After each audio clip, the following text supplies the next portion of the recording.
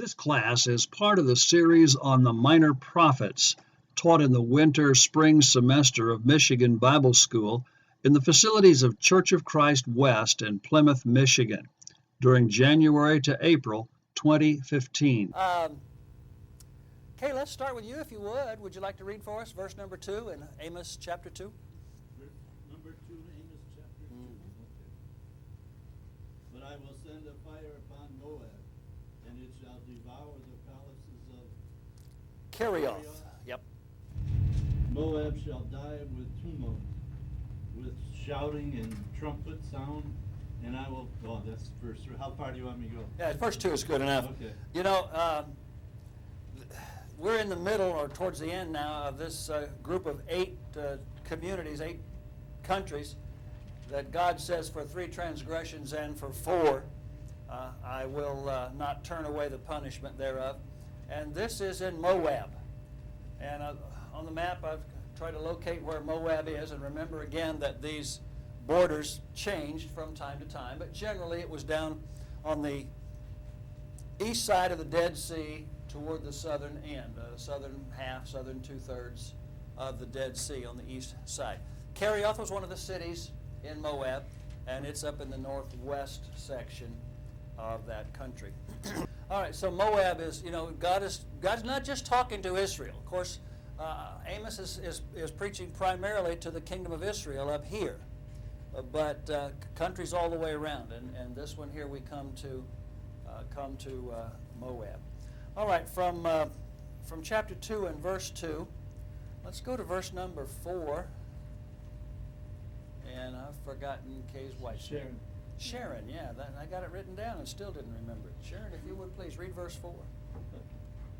Thus says the Lord, for 3 transgressions of Judah and for 4, I will not turn away its punishment, because they have despised the law of the Lord, and have not kept his commandments. Their lies lead them astray, lies which their fathers followed. You ever sit in a church building or at a lectureship or something, and you hear the preacher talking about all the sins of that religious group and that religious group and those sinners down the street, and you know, you're sitting there, you're nodding like this, and then he says, and you folks that are sitting right here. We don't do enough of that, frankly. It's so easy to talk about the other guy rather than facing our own sins and our own problems. But, God's been all the way around the country, talking to all the neighbors round about, and then he says, now, Judah, you got your own problems. You can see it. It's easy to see the mote in your brother's eye, and you got a log in your own. You don't even notice it. Judah, here's your log, your beam in your eye. Paul did the same thing with the church. In Romans chapter 1, he talked about those wicked, nasty Gentiles. Those heathen people that didn't have God. And then in chapter 2, verses 1 and 2, what's he say? You're without excuse, you Israelites, because you had the law, and you didn't do it either. God's consistent. He dealt with the church in Romans the same way that he dealt with Judah and Israel in Amos. And speaking of Israel, if you look down, the next one that he addresses is in verse number 6. For 3 transgressions of Israel, and for 4, I'll not turn away the punishment thereof. So the prophecy is primarily to Israel. Amos is preaching in Israel. And so when he said Judah, that's not us. But boom, now, he hits right at us. Look at some of the atrocities that he names against Israel in chapter 2, verses 6 through 8. He says they have sold They sold the righteous for silver. They sold the poor for a pair of shoes. They pant after the dust of the earth on the head of the poor, and turn aside the way of the meek. A man and his father go into the same maid to profane my holy name. And they lay themselves down on the clothes laid to pledge by every altar, and they drink the wine of the condemned in the house of their God. Those are not kind rebukes. God is very blunt and very plain, and here's what you're doing. Now, some of these, at least, are probably figurative expressions. I don't have the idea that the rich folks went scraping the dust out of the poor man's hair so they'd have enough to plant the potatoes in. Okay? That's not what he's talking about here. But they were so eager to take advantage of the poor, they would stop at no end. And so he's sort of exaggerating at this point just to describe the attitude of the rich against the poor. It's again not a pretty picture. Where did we come to? Francine, you want to read verses, let's see, I think we just want to read verse 11 in chapter 3. Let's read verses 11 and 12, please. Chapter 3. Chapter 2. I'm looking at chapter 3 on the page. Chapter 2, verses 11 and 12.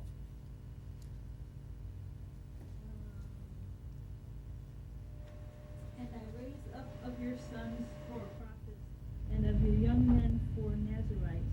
Is it not even thus, O ye children of Israel, saith the Lord? But ye gave the Nazarites wine to drink, and commanded the prophets, saying, Prophesy not. Why is that significant? What's a Nazarite? Like John the Baptist, who's supposed to They be make up- pure. Well, he may have been. It's not specified that John was a Nazarite, but Nazarene. Ca- No. Nazarene and Nazarite, Right, two two different completely things. different Yeah. things. Oh, Yeah, they he really was a are. Nazarene. He They was both a- come out of the Hebrew root word nitzir, I think, which means the root of something. But a Nazarite is a person with a specific vow Right. to God. A Nazarene is a person from Nazareth. All right. So it's just a They geographic weren't to drink reference. wine, they Now, weren't what'd to you say shave on their that heads. one? A Nazarite is a person with a particular vow to God, and that vow had some certain restrictions and requirements to it. And one of them was you're not to drink wine. No. You're not to cut your hair. Different. I've forgotten all the different kinds of things you have to do. And then when your vow is for a period of time, when you come to the end of that period of time, then you have to make specific sacrifices at the temple, including cutting off your hair and offering that, different things. But it was very, very clear and plain they were not to drink wine. And remember some of the old westerns we used to watch, back in the 50s and 60s, and the big bully would come into town and he would tease somebody and he'd maybe give him a bottle and stick it in his mouth and make him take a drink, kind of thing. Sounds like what the Israelites were doing. Oh, here's a guy who says he won't drink wine. I'll bet we can make him drink wine. They had no respect for people, no respect for God. They made the Nazarites to drink wine. And what's a prophet supposed to do? Prophesy. What does that mean? Preach. Preach. Tell God's word. So what were they saying to the prophets? Don't preach. Don't preach. Don't preach. Don't preach. So they're just standing opposed to God in every way, shape, and form. It's really nasty the way that they were behaving there.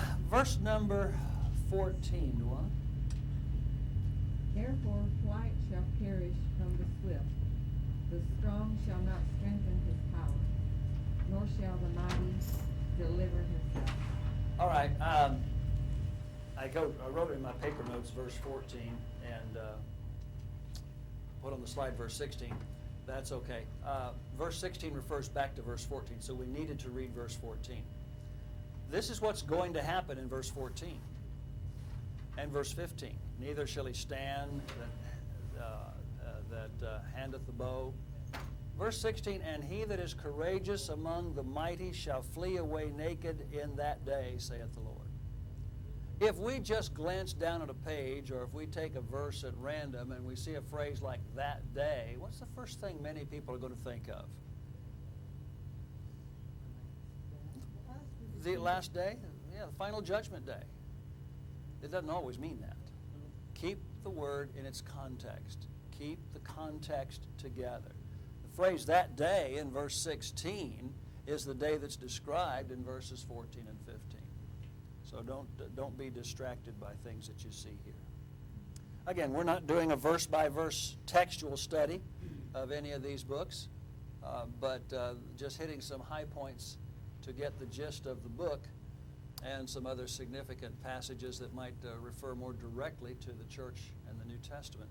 Jeff was commenting on the way over here. He said, yes, let me see if I've got the gist of Amos down right. Israel sinned and God's going to punish them, right? And I said, well, that just about does it. That's pretty much the theme of all of the minor prophets, but I don't know that it's any clearer anywhere than it is in Amos, nor is it any more intensely stated anywhere than it is in Amos. Very clear, very blunt, and very plain. All right, let's go to chapter 3, Christine. Carolyn, Christine. Carolyn. Chapter 3, verses 1 and 2, please, yeah.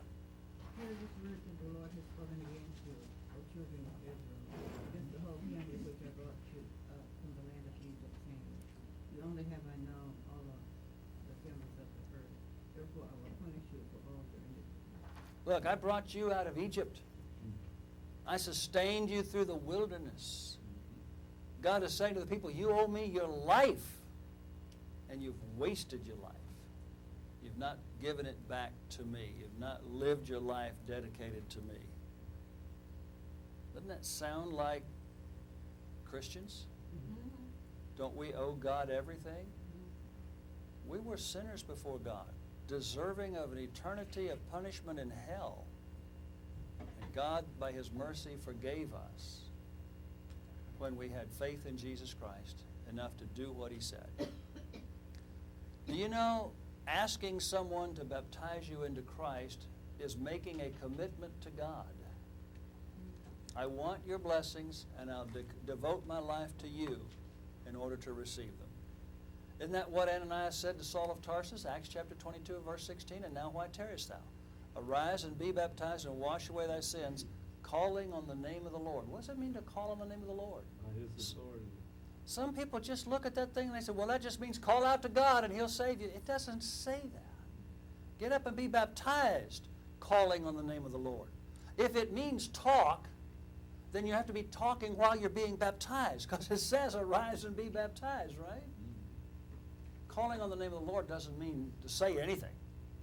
It means your commitment in taking that action is asking God to keep His promise.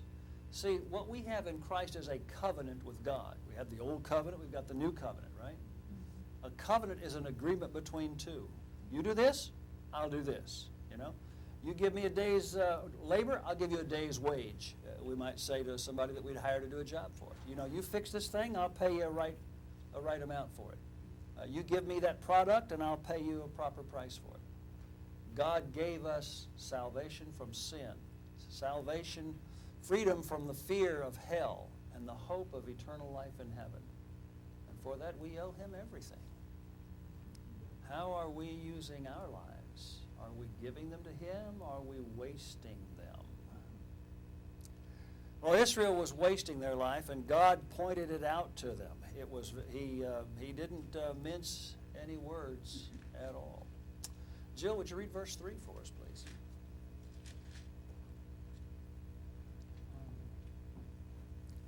Then two walk together unless they are agreed.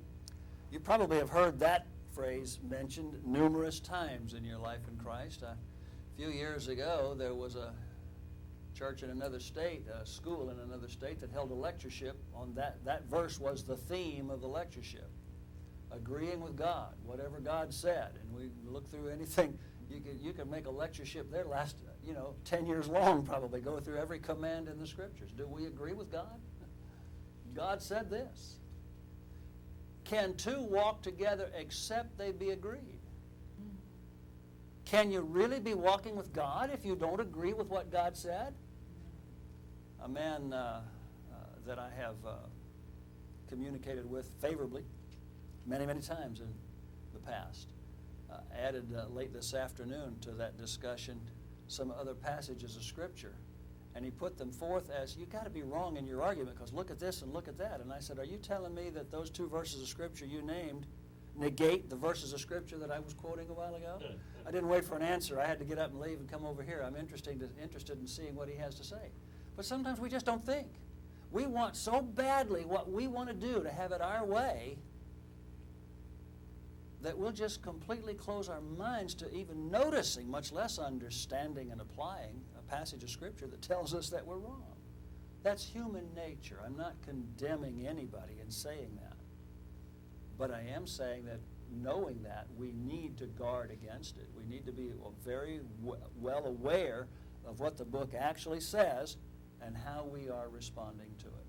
You're not walking with God if you don't agree with what he said. It's just that simple. It doesn't get any plainer or simpler than that. Chapter 3, we're in verse 3. Let's look at verse 8. Where'd we come to? Judy, I believe it's your turn. Chapter 8, verse 8. Chapter 3, verse 8. Oh. Numbers.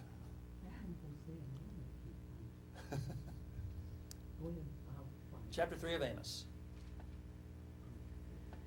Verse 8. A lion has roared. Who will not fear? The Lord God has spoken. Who can prophesy? What does it mean the lion has roared? It means the Lord God has spoken. Okay? That's a feature of Hebrew poetry. If you study the books of poetry in the middle of the Old Testament, Job, Psalms, Proverbs, Ecclesiastes, Song of Solomon, you probably have dealt with the characteristics of Hebrew poetry. And one of the significant characteristics, where we have rhyme and rhythm in traditional English poetry, Hebrew poetry is based more on balance of thought, parallelism, saying the same thing in two different words. And that's what's going on here. As I mentioned in the beginning of our introduction to this series of lessons, there is in these prophetic books also some history and also some poetry. We have, we think about law, history, poetry, major prophets and minor prophets. Well, history, poetry, that's found in many places throughout the Bible. And here's a case of Hebrew poetry. It's just a poetic way of saying, and again, I apologize for the right end of the screen. I'll try to catch those when they come up and let you know. But that's just a quotation from Acts chapter 4 and verse 20, when the apostle stood before the council, says, hey, whether it's right to listen to you or to God, you're going to have to judge that. But we cannot but speak the things which we've seen and heard. That's what Amos is saying here. God has spoken. How can we say anything different? We've got to listen and we've got to do it. But people today say, oh, well, God's old. That's ancient stuff. We don't have to pay attention to that anymore. People were saying that in the days of Amos. That's what this whole book is about. Wait until we get into his very clear and specific condemnations of the rich, the wealthy, the prestige people in the country. And you'll see they were people who just decided they didn't need God anymore. He was old hat. They had a new modern way of doing things. So this attitude of our society today is nothing new by any stretch of the imagination. And God has always condemned it. And though he isn't speaking miraculously or through prophets today, he has the same attitude toward what the world is doing today that he had toward what the world was doing back in those days. Jeff, verse 10, please. For they do not know to do right, says the Lord. Who store up violence and robbery in their places. Yeah, chapter 3, verse 10. They don't know to do right. The people who store up violence and robbery in their palaces. You said places, I think. Palaces. We're going to see that word palaces several times in here. He's talking about the wealthy people. He's talking about the elite of society. And they've set themselves up like, hey, we got it whooped here, We're all in good shape, and we don't need anybody to tell us, even God. Invisible God somewhere, we don't need that. We're in charge here. That's the attitude they had. And that's very common in our world today, and they don't have to be wealthy or in places of importance or living in some kind of palace in order to have that kind of an attitude. That is a characteristic of most of the rest of the book of Amos. I want to quickly point out a couple of things. I need to speed up, move along here just a little bit. Chapter 3, verse number 12, talks about taking out of the mouth of the lion 2 legs or a piece of an ear, as that is so shall the children of Israel be taken out that dwell in Samaria. In other words, there's just going to be a remnant left here. Just pieces of this country are going to be left. It's a rather gruesome illustration, but what he's illustrating here is there's just not going to be much left. Not enough, certainly, to call a country, just as there was not enough left of that lamb to call a lamb after the lion got through with it. Just a figure of speech, illustration, I guess, as we go along. Verse 14. Alvin, let's come around to you, please. Chapter 3, verse 14. Excuse my voice. Okay, verse 14. That in the day that I shall visit the transgressions of Israel upon him, I will also visit the altars of Bethel, and the horns of the altars shall be cut off and fall to the ground. When God punishes Israel, he's going to destroy those altars. He's going to destroy the influence of those altars. He's going to destroy the idols, the worship of the people. I mean, that's what's causing all this. They've rejected God and chosen instead to worship something else. And God's just simply going to do with Israel like he did with Pharaoh in Egypt many years before. He's going to show them who God is. You know, Pharaoh said, "Who is the Lord that I should obey his voice?" And that's the attitude that Israel has right now at the time that Amos is prophesying. And God's going to give him the same answer. You're going to see who the Lord is and why you should obey his voice. The next verse, then. Sharon, if you would, please. I will destroy the winter house along with the summer house. The houses of ivory shall perish, and the great houses shall have an end, says the Lord. These were people who had winter house over here and a summer house over there. They had houses of ivory. You know, these people were living in luxury, pampering themselves. You know, life is all about me and how I can be comfortable here. Remind you of anybody? Yeah, that's the whole world that we live in today. Even if they haven't got it, they think that they deserve it, or they think they have it, try to live as if they have it. That attitude is what got Israel destroyed. Anything on chapter 3? Okay, if you'll start us off in chapter 4, let's read verses 4 and 5, please. Come to Bethel and transgress. At Gilgal multiply transgression. Bring your sacrifices every morning, your tithes every 3 days. 3 years. Oh, mine says days. Oh, does it really? I'm sorry. Really? Okay. Sorry about that. I shouldn't have interrupted. Okay. Offer a sacrifice of thanksgiving with leaven. Proclaim and announce the free will offerings. For this you love, you children of Israel, says the Lord God. Okay, I like that translation. I was really pointing here to verse number 5. This you love. In the King James Version says, this liketh you. This likes you. That's a little strange. That's not really what it means.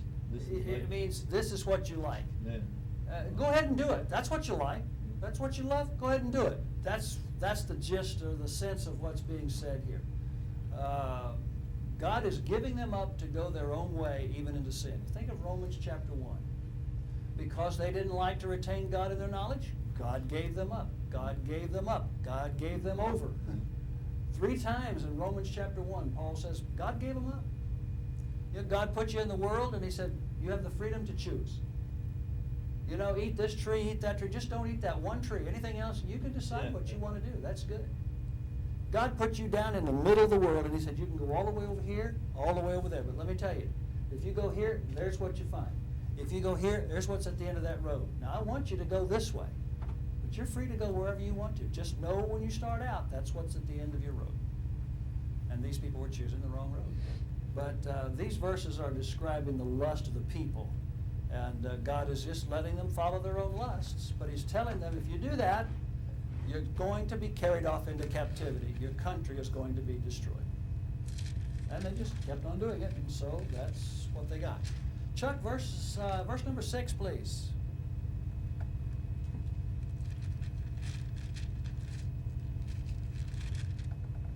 And I also have given you cleanness of teeth in all your cities, and want of bread in all your places, yet have not returned unto me, saith the Lord.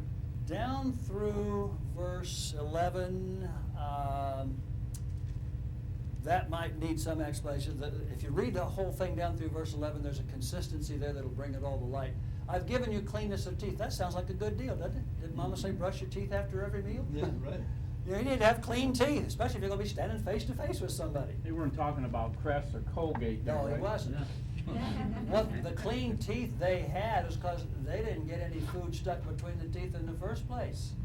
I gave you want of bread. That doesn't mean you want bread. It means you don't have any Didn't bread. have any, right?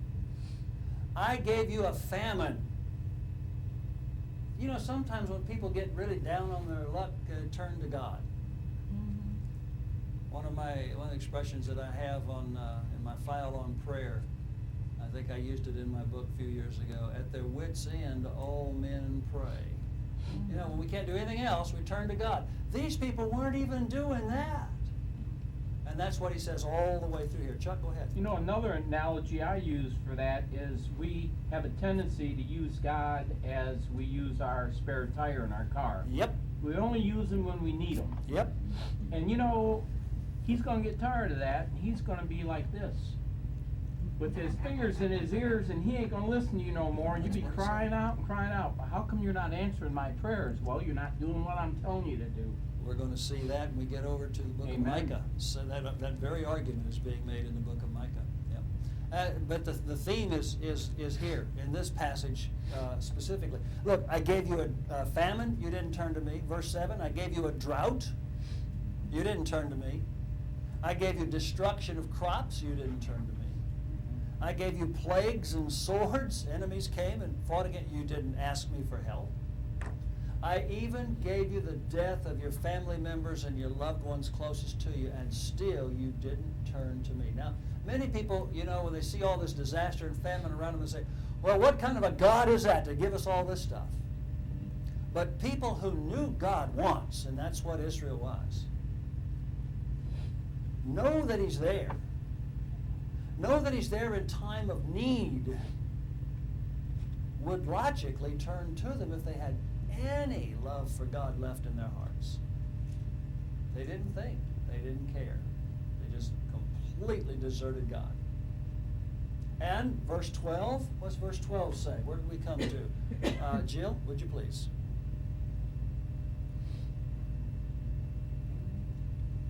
Therefore, thus will I do to you, O Israel, because I will do this to you. Prepare to meet your God, O Israel. Wow. Prepare to meet your God. You know, I think we have a song in some of our songbooks, Prepare to Meet Thy God, and it's a happy song. You know, it's going to be a good thing for the faithful to meet up with God. That's not the picture here. Not at all is that the picture here.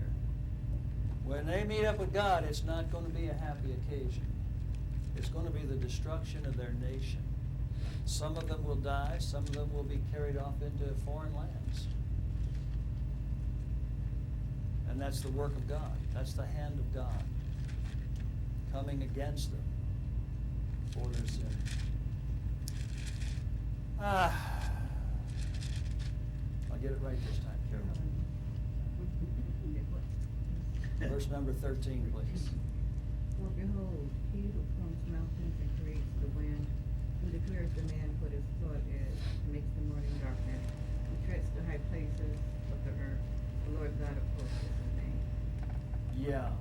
Prepare to meet that God, O Israel, the one who formed the mountains, the one who created the wind, the one who made the morning, and the one who walks on the high places.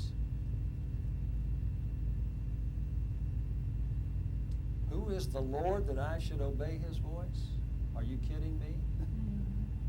When was the last time you caused the sun to rise when you wanted it to rise? Or to set when you, or not to set when you wanted your day a little longer? When was the last time you made it rain or stopped snowing or warmed up or cooled down? And you don't know who God is? You know, we can look back on these people and it just seems so clear to us. How could anybody not know that? And yet, if you look up from the book and just look around the neighborhood, you don't have to look very far. Some of us in our own houses, just across the dinner table or at the other end of the couch. And there's somebody who's just like this. They just don't get it because they're not looking. They're not paying attention. We're studying in our Wednesday night Bible class at Saline, the life of Christ. We were in John chapter 8 last night. Jesus was telling the Pharisees, the Jewish leaders, scribes and Pharisees, you're looking for me, but you don't see me.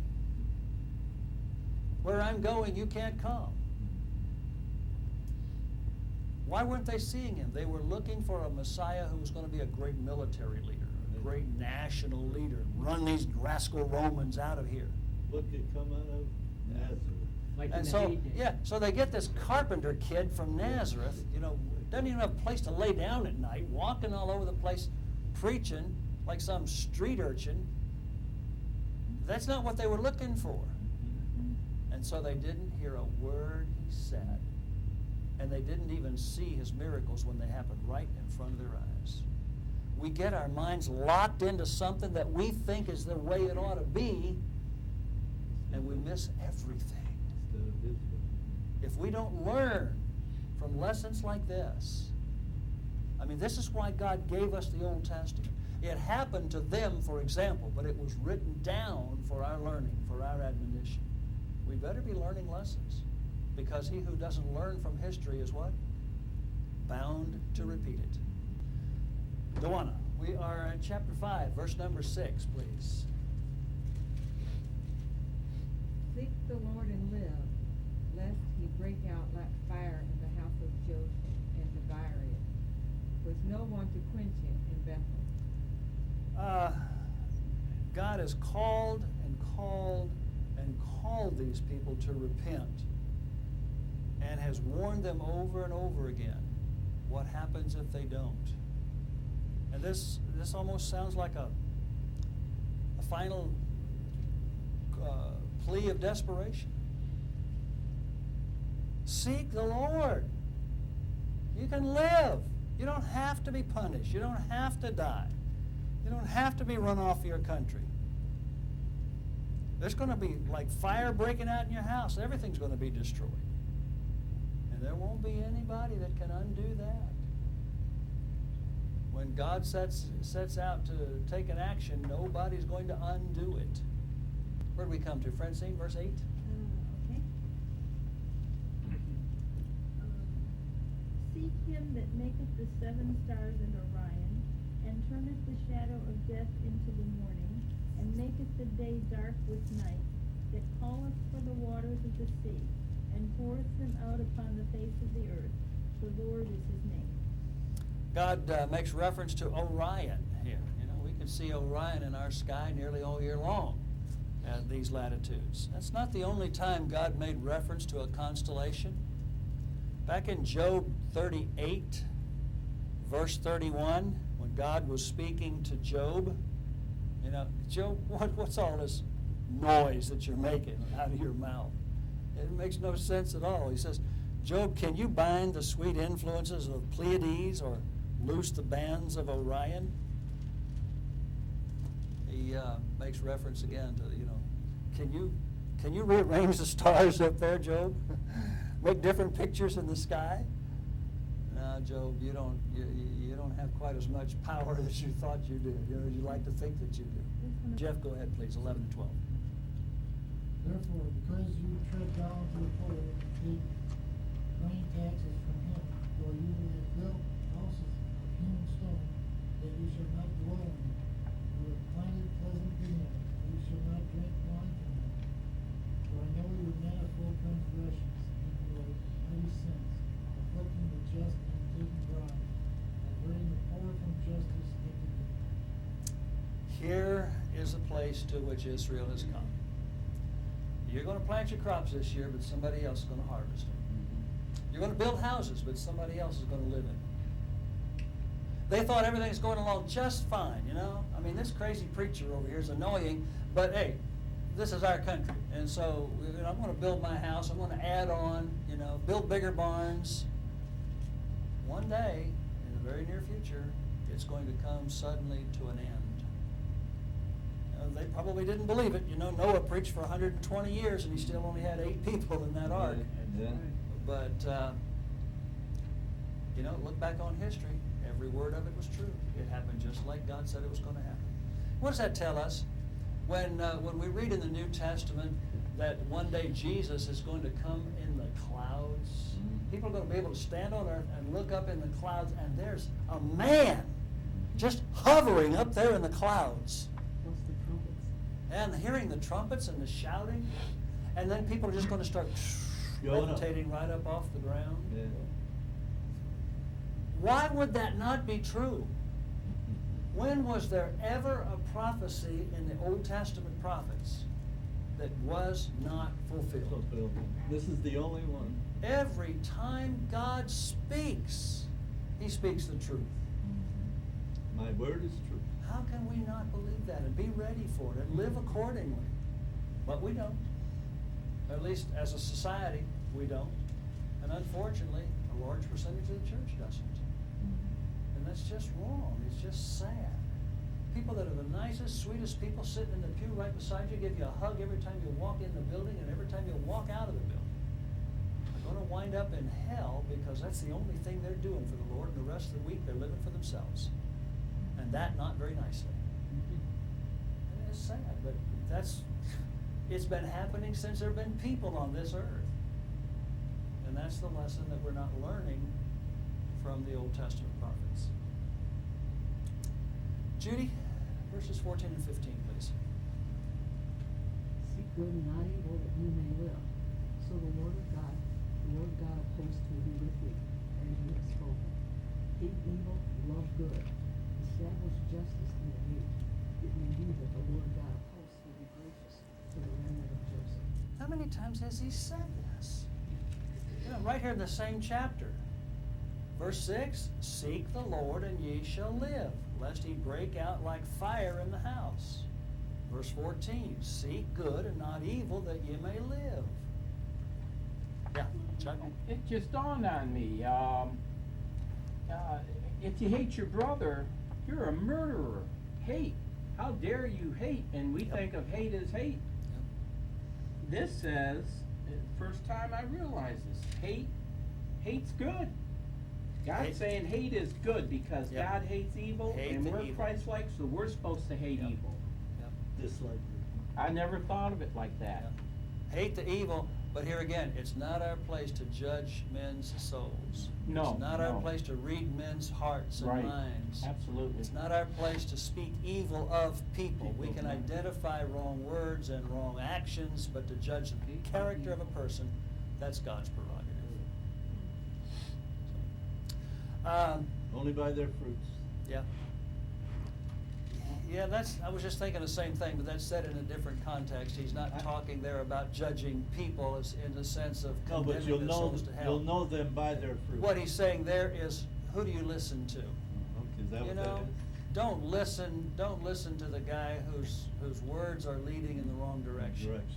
You look and see what happens to people who follow his way. That's probably not the way I want to go. I better listen to somebody else. In verse number 18, we've seen this before, but here again he says about the day of the Lord, woe unto you that desire the day of the Lord.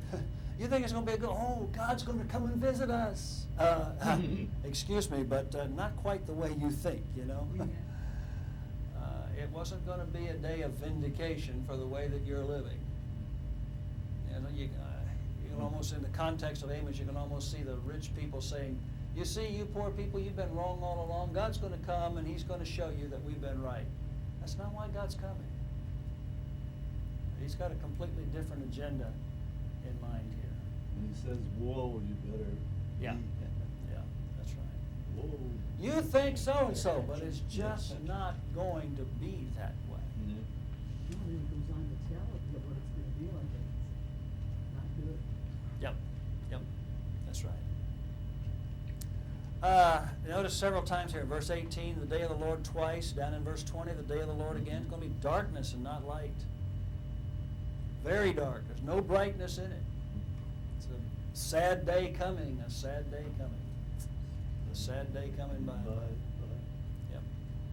Okay, verse number 23. What did we get to? Though ye offer me burnt offerings and your meat offerings, I will not accept them, neither will I regard the peace offerings of your fat beasts. You know, 5:23. yeah. Oh, 5:23. I'm Right. sorry, that was 22. Take thou away from me the noise of thy songs, for I will not hear the melody of the Viols. viols. I was thinking violin. That's a shorter version. It's not what it looks like. It's What does that like the mean? lyre, a little stringed instrument like a small harp. Instrument. Both of those verses together. What do they say to us? They're worshiping God, but God's not being worshipped. Their way, not his That's way. right. They're How many worshiping times did God tell Jeremiah, don't pray for these people, I won't hear that prayer? How many times did God, God sent Jeremiah once into the temple, says, you just stand and watch the people worship for a while. After Jeremiah watched for a while, then God gave him a message. You're going through all the right motions, but your heart is not in it. And all the motions that you're going through are meaningless because they're giving you no credit in heaven. God isn't receiving what you're offering because you're not offering it with Him at your heart.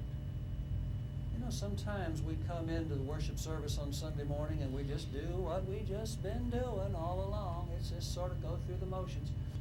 When was the last time a brother stood up in an assembly and led a long prayer and you heard and understood every word of it and could honestly say amen at the end of it because you agreed with every word he had said? Most of us have minds that wander. Well, that's okay because our minds are made to think about that fast, while the mouth can only talk about this fast. So it's our minds can work so much faster. And that's a natural thing. What does that say again? We just have to exercise a little more self-discipline, focus on it, and make ourselves pay attention to God and speak to Him and sing to Him and read His Word. You sit and do your daily Bible reading and you get down to the end of a column and you go to the next column. Wait a minute, what did I just read? Because your mind was on something else that somebody had said yesterday, or something you're going to have to do when you get done reading here. You read one or two words up here that triggered a memory or a thought, and off you went, and your eyes were scanning the words, but they weren't registering up here. They weren't stopping up here. That's so easy, so common. We just need to work at worshiping right. When Paul wrote to Timothy, study to show thyself approved unto God, a workman that needeth not to be ashamed, rightly dividing the word of truth. Where's that found, by the way?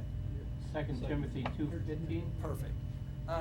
He wasn't saying pick up the book and study it hard to make sure you understand every word of it, the way we typically tell our kids to study your lessons. The word study there means give diligence, work hard at it. Like the old Southerners would say, study at it, you'll figure it out. It means think about it, meditate on it, pay attention to it. If we do that with all of our worship and our service, we'll be coming closer to being what God is calling us to be. And that's the message that we're seeing here in these prophets. Well, I think I've got, let me see here, chapter 5. I've got just one more slide. We're running late for our break, but I'm going to go ahead and do this, and we'll adjust the time later. In verses 25 through 27, he has this message for Israel. He says, I'm going to carry you off into captivity beyond Damascus.